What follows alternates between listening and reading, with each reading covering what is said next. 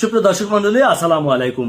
21শে July milestone ট্র্যাজেডির যে ভয়াবহ ঘটনা এবং পরিণতি, সেটি আমি অনেকটা কাছ থেকে দেখেছি এবং ঘটনার কিছুক্ষণের মধ্যেই আমি সেই স্পটে পৌঁছাই।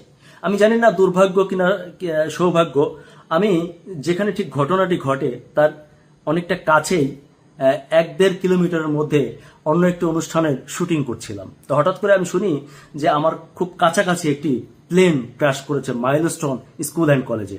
আমি সাথে সাথে সেখানে ছুটে যাই এবং আমি সারা দিন সেখানে ছিলাম।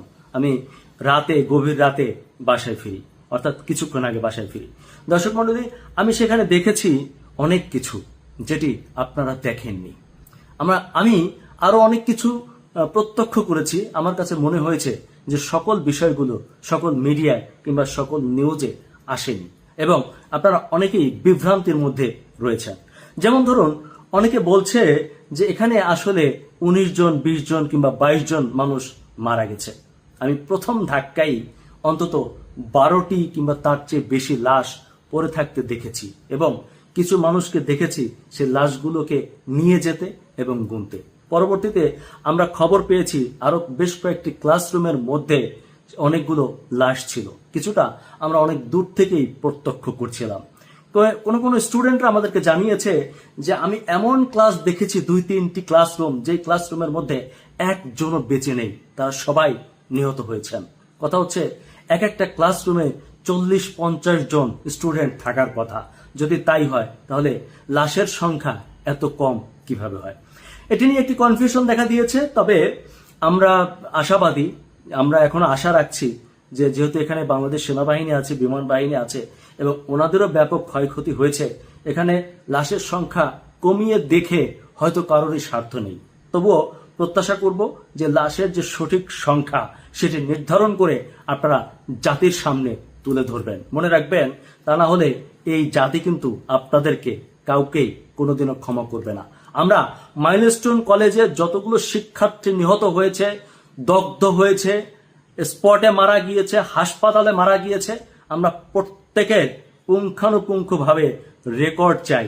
সে কোন ক্লাসে পড়েছিল, তার বাবা মাকে, সে কিভাবে নিহত হলো। এবং আরেকটা জিনিস আমি চাই, আমি জানি যে মাইলস্টোন স্কুল অ্যান্ড কলেজে ডিজিটাল উপস্থিতি কাউন্টিং মেশিন আছে। আমরা জানতে চাই যে ওই দিন স্কুলে কতজন শিক্ষার্থী কে কোন কোন ক্লাসে উপস্থিত ছিল এবং তাদের কতজনের মৃতদেহ পাওয়া গেল। এই কথাটি আমি কাউকে টার্গেট করে বলছি না, তবে অনেকে সন্দেহ করছেন যে এই বিষয়টি নিয়ে একটি রাজনীতি হতে পারে। দর্শক মন্ডলী, আপনাদেরকে জানাতে চাই, বাহিনীতে যারা আছেন সবাইকে বলতে চাই, এই দেশে লাশ নিয়ে বহু রাজনীতি হয়েছে। আমরা অন্তত আমাদের সন্তানদেরকে নিয়ে আর কোনো রাজনীতি এই দেশে দেখতে চাই না।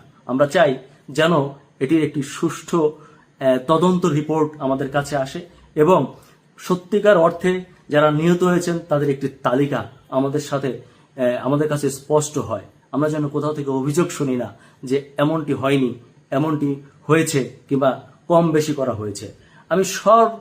আমি সকল শ্রেণীর, সকল পেশার এবং যারা যে দায়িত্বে যেখানে আছেন, বিভিন্ন মেডিকেলগুলো, মাইলস্টোন স্কুল অ্যান্ড কলেজ, আমাদের সেনাবাহিনী, বিমান বাহিনী যারা আছেন, আশা করি আপনারা সবাই মিলে এই কাজটি করবেন। তা না হলে আপনাদেরকে সবাই কিন্তু দোষের চোখে দেখবে, হয়তো একটা ব্লেম দিবে যেটা করেছে। নিশ্চয়ই আপনারা সে ব্লেম নেবেন না এবং আপনারা সেটা প্রকাশ্যে আনবেন। আরেকটি ভুল ধারণা আছে, আমাদের অনেক ভাই দেখলাম প্রশংসা করে আমাদের যিনি পাইলট ছিলেন তার সম্পর্কে বলেছেন যে উনি চাইলে একটি ইজেক্ট বাটনে চেপে নিজেকে রক্ষা করতে পারতেন, কিন্তু তিনি বাচ্চাদের কথা চিন্তা করে সেটি করেননি, বরং বাচ্চাদের সাথে নিজেও প্রাণ দিয়েছেন। হ্যাঁ, ঘটনাটা ঠিক, কিন্তু আপনাদেরকে জানিয়ে রাখি আমিও স্পটে ছিলাম।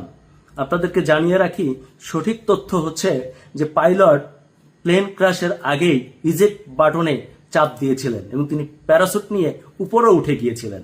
আমরা স্পটে সেই প্যারাসুটের বেলুনটিও পরে থাকতে দেখেছি, যার ফলে প্লেন যে ভবনে ক্র্যাশ করেছে প্যারাসুট এবং পাইলট অপর ভবনে ধাম করে পড়ে গিয়ে একটা রুমের মধ্যে ঢুকে অর্ধমৃত অবস্থায় ছিল এবং সেখান থেকে সেনাবাহিনী ওই পাইলটকে উদ্ধার করে এবং সিএমএইচে নেওয়ার পর তিনি মৃত্যুবরণ করেন।